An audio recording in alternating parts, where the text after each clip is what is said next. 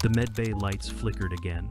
Mason's breath hitched involuntarily, not from the stuttering fluorescence overhead, but from the shot of pain in his ribs as he reached for the towel he'd dropped by his bunk.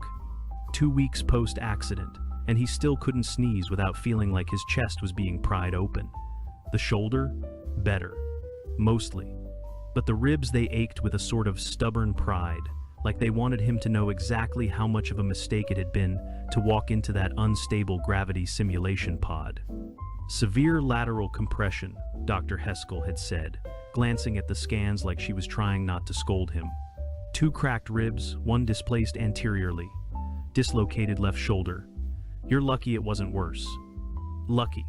Mason never quite understood how luck factored into orbital gravity fields gone haywire. Now, he stood shirtless in the cool air of the medbay locker room, gauze tape on his side, compression brace half-latched around his ribs. The routine was tedious: unwrap, stretch, rewrap, and curse quietly when a muscle protested the range of motion exercises. He didn't mind the pain, he minded the forced downtime. His classmates were outside, elbow deep in alien ecosystem mapping drills, while he cataloged fungal growths in the damp corners of Dome C. Not exactly what he'd pictured when he enrolled in the most dangerous interspecies xenobiology program in the galaxy. Nexus Academy wasn't just a school. It was a proving ground buried deep in the jungles of Roth Kesh, where students studied living ecosystems too volatile to be simulated and too valuable to ignore. Gravity anomalies, biotoxin storms, and flora with independent mobility were all just Thursday's syllabus. But Mason had come for one reason: the Krillins. Engineered from apex predator stock and enhanced for intelligence, the Krillin stalkers were the closest thing the galaxy had to nightmares with pulse rates.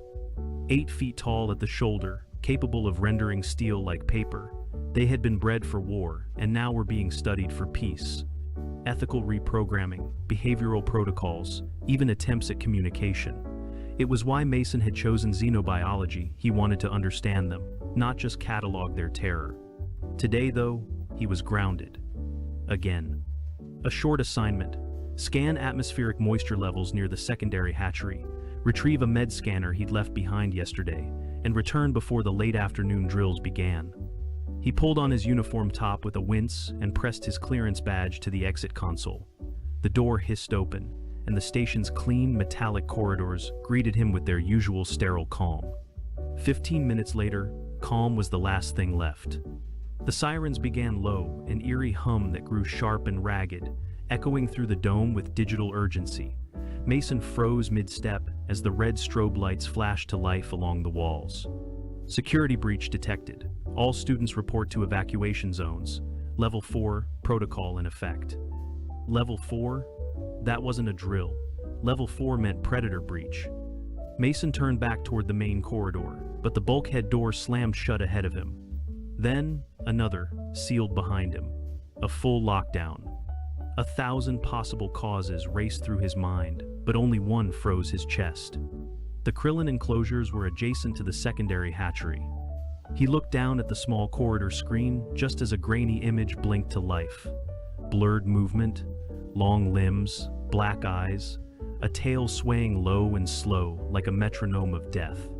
The stalker was loose. The voice of Overseer Haltran crackled over the intercom. Containment failure in Sector 9. All personnel accounted for except one. Mason Wilder is unconfirmed. Great. Not even famous yet, and already the subject of an academy-wide manhunt. He considered yelling into the comm panel, but no one could hear him with lockdown engaged. The hatchery was the only direction open to him. With no other path, Mason